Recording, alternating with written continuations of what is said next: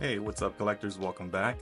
A couple of weeks ago I made a video on this little fabulous set called well, Baby Elf Pokemon cards. And this set has really caught on within just the past couple of months with collectors, traders, just all kinds of people. And the reason is these guys right here.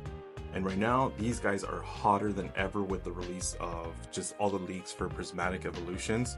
So today, I'm gonna do a deep dive. I've finally got all the information on the set. Took me a while just because this is a non-licensed product, so it's really hard to find stuff out there. Finally gathered the images of all the cards in the set. I'm gonna go over rarities.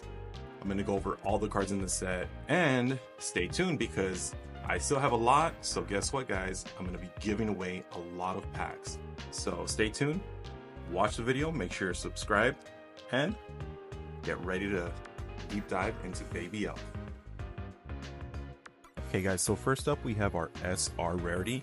There's going to be a total of 36 cards in this set, well this portion of the set, and these are going to be just the entry level rare. There are only 3 cards per pack, so there isn't any uncommon or common. It just goes straight to rare or double rare and so forth. So the interesting thing is some of the colors match the corresponding, Pokemon type. Like you got Charmander red, Pikachu yellow, Bulbasaur green. But then you got something like Squirtle, who's like kind of like a golden tint. I mean, Magikarp matches his, but Vileplume really should have been like a green. So certain ones, it just kind of reminds you that this is a non-licensed product. But at the end of the day, these are the first rarity and still very nice. Like these pictures do no justice to these cards. But again, this is 36 for this portion of the rarity, the SR, and after this it goes into double rare, which is SSR.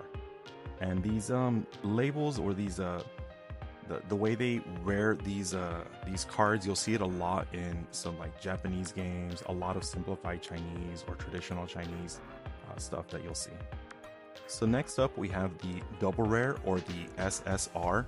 This is the next level of rarity for the set.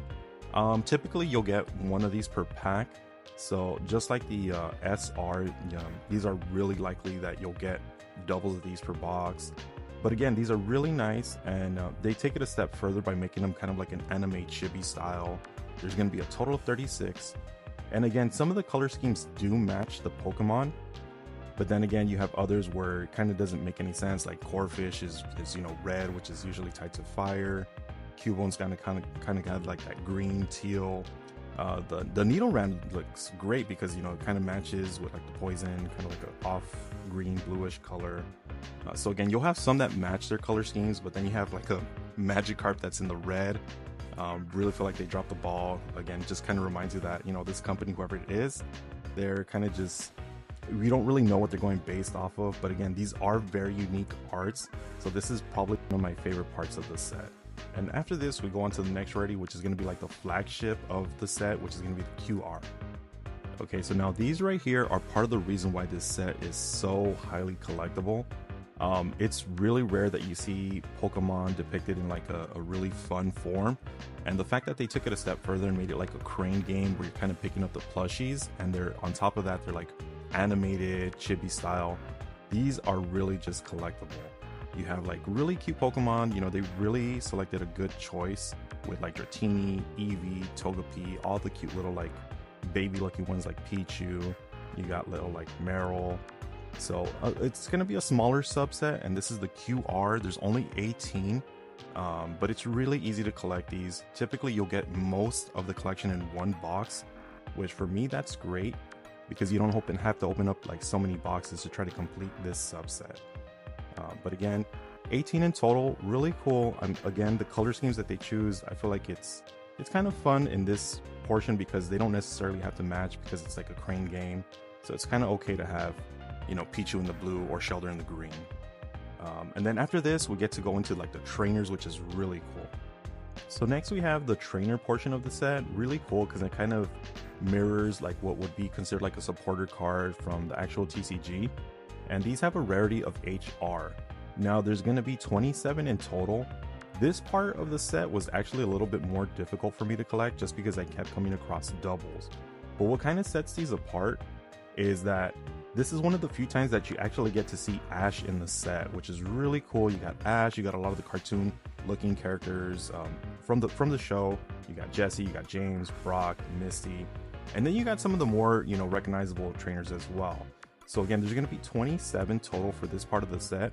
I don't know what the HR stands for. I'm still trying to figure out the rarities for you guys.